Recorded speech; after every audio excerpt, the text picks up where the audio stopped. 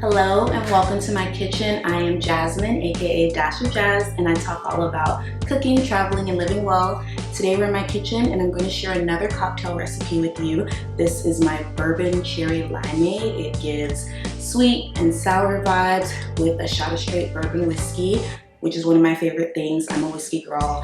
Give it to me neat, straight up, or in a delicious cocktail like the one we're about to make. And before any men or male identifying people come into the comments to say that whiskey is a man's drink or that brown is gonna put hair on my chest, just don't do it. Okay, let's get into the recipe. So for this recipe, the ingredients are very simple, just a few. You will of course need bourbon. I'm using a blended bourbon today, but use whatever is your favorite. Also, of course, using some fresh cherries. They're in season right now. Truly sweet, juicy, and just popping, and I'm getting them in anything that I can get them in right now. So fresh cherries, but with the fresh cherries, we're also going to use some of that like maraschino cherry syrup that comes in a jar from the grocery store. It's usually full of cherries. Mine is not, because I like eat the cherries just like candy. I have a problem. But this is because when I think about cherry limeade, I think about Sonic. And they're not using fresh cherries over there, okay? So you need a little bit of that kind of syrupy, sweet, preserved cherry goodness just to make the flavor really pop. Of course, some fresh limes. We're going to use the juice from a whole lime in this. I told you sweet and sour vibes, and that's what this drink delivers. Some lemon lime soda, no particular brand. I'm not a soda drinker, so I don't care. But if you are, go for your 7-Up, your Sprite, whatever hive you're in. I respect that. We will also need some tools for this recipe. Nothing fancy. I'm gonna break them down with you just really quick, as well as some substitutions, because you don't have to have these tools. First up is a bar spoon. You can use an ordinary like eating tablespoon instead of this, but the long handle does make it very easy to stir a drink inside a highball glass, which is what we're serving the Bourbon Cherry Limeade in today. A muddler. We just graduated to using muddlers, so I know very well that you can use the end of a wooden cooking spoon to achieve the same thing. You just have to put a little bit of extra elbow grease into it, because the good thing about the muddler is that it has these little grips and flat end, which makes it very efficient at really crushing and expressing the juices and oils out of whatever flavor you're trying to get into your cocktail. Some people might be traumatized by the wooden spoon. The wooden kitchen spoon, you know, was a tool of discipline growing up. I think our parents were just very busy trying to make a way, so they grabbed what they could grab, and oftentimes it was that on the palm of your hand. Last tool is a jigger. We're going to be using the larger end, which is about 1.5 fluid ounces. A shot glass is roughly the same measurement, so if you have a shot glass, I know you have a shot glass, you can use that instead.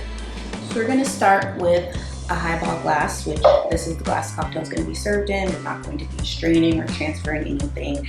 Everything that you see on the cutting board is going to wind up in your drink. Starting with 5 of the cherries, and I've already went ahead and pitted these, dropping them into the glass. So I like to cut my lime into segments for this. We're using the whole thing, but just in my opinion, not expert scientific opinion or anything, but you're able to get more of the juice out this way, which is what we want. We want all of that lime flavor in the cocktail. First, we're going to muddle the cherries.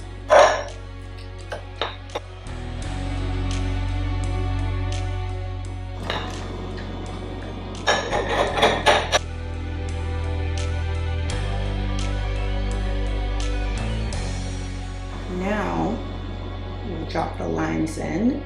I want to try to get them to land skin up if possible. Again, unscientific opinion, but I feel like you're able to squeeze more of the juice out because you're like squeezing it flat, and it also minimizes the chance of the juice like squeezing up, squirting into your eye.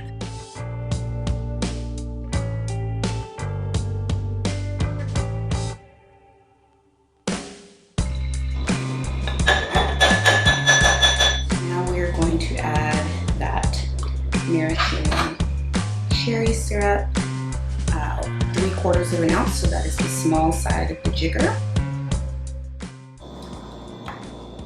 We're now gonna add the bourbon. So we're doing 2 ounces. So I'm gonna do the large side of the jigger, which is again 1.5 ounces, and then a little splash more. So now we take the bar spoon or your tablespoon, some ice,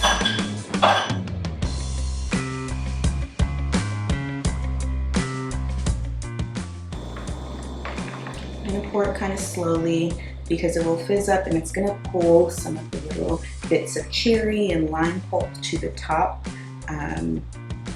So you want to give that a chance to settle. And leave just a teeny tiny bit of room because we're going to stir again. And I think you can see what I mean about the bar spoon as opposed to like a tablespoon. It's really just slim and sleek. I'm sure there's some kind of aerodynamic-esque factor at play, but it just slides in even with the ice and all that fruit in there, and you're able to just mix. That's it. Everything that I promised at the beginning of this video, it's giving, it's delivering: the sweet, the sour, the boozy, and it's refreshing because you have the bubbles from the soda. I really don't know what else to say to convince you. You need this in your life during summer, especially during fresh cherry season. You can make this with frozen cherries in the off season, but it's not gonna hit quite the same. If you enjoyed this recipe, be sure to give it a thumbs up, leave me any questions or comments in the comments, and make sure you hit that subscribe button because I bring fresh recipes and content like this every single week. Thank you for watching.